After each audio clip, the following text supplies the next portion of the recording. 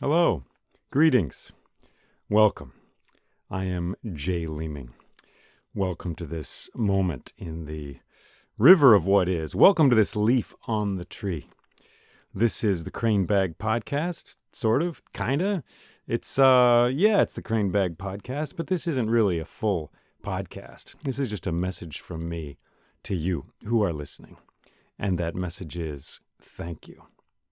Thank you for listening to these stories. This podcast, as we call it, is now up to, 130, 140 episodes. But it's more than just that. I'm thanking you because by listening, you give these stories life. And that's how they persist in the world. And I think they are a valuable thing. And I appreciate you listening to them. I don't know how much reality you want to hear from me. I don't know how much reality. What do I mean by that? Well, here I am in Ithaca, New York, the town I grew up in. And I am in my attic, the top floor of my house. I own it with my wife. We're in downtown Ithaca. I'm not a bard in a forest somewhere. I'm not some magical personage. I am here in this house of walls and rooms and phone lines and internet. And Ithaca is, well, it's not a big city, but it's not exactly tiny either. It's, 20, 30,000 people. There's houses around me. I record this podcast up here.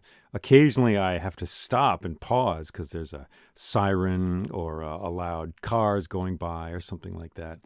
Although, truth be told, there's probably plenty of those things down in the mix if you listen far enough.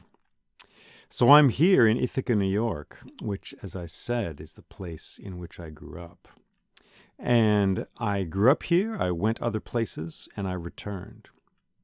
And sometimes it seems just the craziest thing to me to be this person, this man on the top floor of a house, speaking stories into a microphone. And it's the weirdness of our modern life, Where should a storyteller be? Where should we all be? Well, we should be in the village, I suppose. We should be in the community. And story has been at the heart of that community. And in many ways it is still, but it just comes through in a different way. And so I would love to be in a room with all of you telling a story. And I am lucky often that does happen to me. And I do find myself in such a situation. But since a little bit before the pandemic, I have also created this podcast, which is a little bit of a disguise because it's got my name on it and it's got a label, Crane Bag Podcast. And it's a thing, like things you buy, even though you don't buy this one, it's free. But it's disguised as something else. I mean, these are old stories and they go back a long way. And they are not mine, but they are ours. In the world of capitalism and money, of IP addresses and laptops, you have to wear a certain face sometimes to get the stories out there. But these are our stories. They belong to the fire. They belong to the tree, to the wind, and to the sea. They are patterns which persist in this world over time. Humans have seen these patterns and given names to them and given words to them. But the patterns exist before us and will exist after us. And so, in some ideal way, I think that I, or any storyteller, should be there around the fire, telling the story to the village.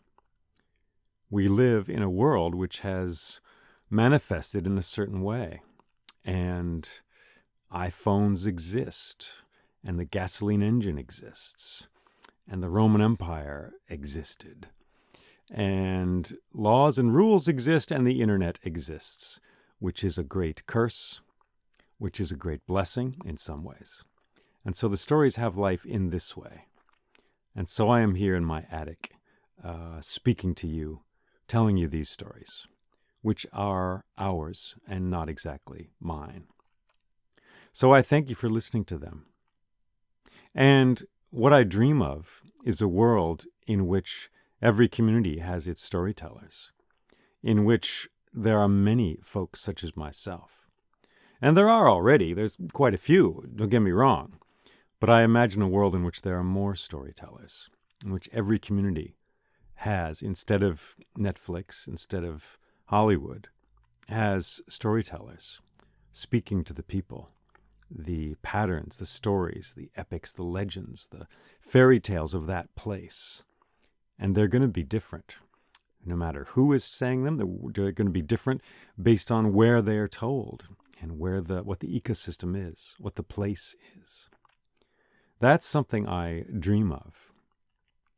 And perhaps one day it will come to pass. It costs about $150 million to make a Hollywood film. To tell a story, you just need to be alive and have listeners who are alive. And these stories, unowned, free as they are themselves freeing. They are sort of free beings, and they can liberate us. And I grew up hungry for story. And religion was a story, but it didn't quite set my head on fire. And Hollywood was a story, the movies. And books were a story as well. And there were not stories around me in the trees, in the grass. There was no storyteller in a yurt a block away, a mile away, telling amazing epics about the place I grew up in. But I had blockbuster films. I had comic books. And journeying through those, I eventually came to a place where I wanted something more, something deeper. And so I came to these stories. Perhaps you are such a person. Perhaps you are seeking some of the nourishment that comes from these stories. Whoever you are, I hope that nourishment reaches you and that these stories feed you, inspire you, and create new life where there was no life before. And so I thank you for helping these stories to live. They are wild horses, and without our attention, they don't go very far. They remain in the books. They remain in the libraries, which is not a horrible place for a story to be, but the story's meant to roam wild in the grasses, in the forests. They're meant to get into our lives and to journey with us. And we carry them with us. And at the same time, they carry us to new places. So that's all I want to say is thank you. Thank you for giving these stories life and helping them to flourish as they are meant to flourish. Thank you, and take care.